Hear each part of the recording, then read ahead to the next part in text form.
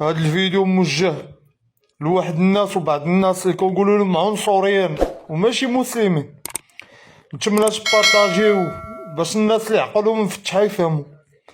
اولا داكشي اللي وقع في الفينال بين المغرب والسنغال، انا ما كتهمنيش كوره، لكن بغيت نكون صريح مع الناس.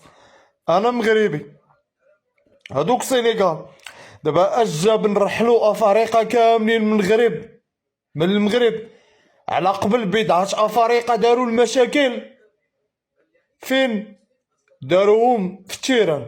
دابا نعطيكم مثلا، دابا الوداد والرجاء ملي كيكون لعب دربي كتخسر الوداد وكتخسر الرجاء، كيخرجوا كيبداو يرسوا في الطوموبيلات والجاج وهادي. واش غادي نتهموا جميع الوداديين؟ نتهموهم لانهم 10% من هذاك الجمهور ديال الوداد هو اللي خرج كيخرب. غادي نتهموا الوداديين كاملين؟ هادشي راه ما كيدخلش للعقل.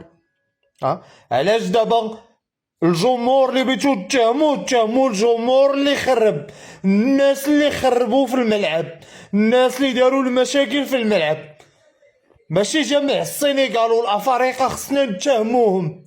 هادشي راه ما كيدخلش العقل. حنا راه مغاربه ومنا المغاربه كيديروا فوضى في اوروبا. واش دابا الاوروبيين ملي كيشوفوا المغاربه والجزائريين داروا الفوضى، راه ماشي هادشي اللي داروا في المغرب اللي كديروا حتى حنا في اوروبا. واش غير الناس في اوروبا الصبليو الامريكان، اوروبا الطاليان اي حاجه غيقولوا لك رحلوا المغاربه كاملين؟ علاش؟ حيت بعض المغاربه فاسدين داروا المشاكل وفوضى وخربوا، خصنا نرحلوا كلشي. هادشي راه ما كيدخلش العقل، هادشي راه ماشي ديال الاسلام. راه بهاد الكلام ديالي الناس بزاف ما غيعجبهمش. راه بغيتو لومو هادوك اللي خربوا في التيران، ماشي الافارقه كاملين، لان الافارقه كاملين ما داروا لكم والو.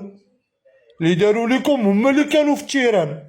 انا راه كنعرف الافارقه وعشت بيناتهم، مالي، السنغال، كوت ديفوار، نيجر، ما عمري تعاشرت معاهم ياك، ما عمري شفت منهم شي حاجه خايبه. فيهم الناس اللي جايين تخدم على راسها، وفيهم الناس اللي جايين يفتنوا ويديروا فتنه.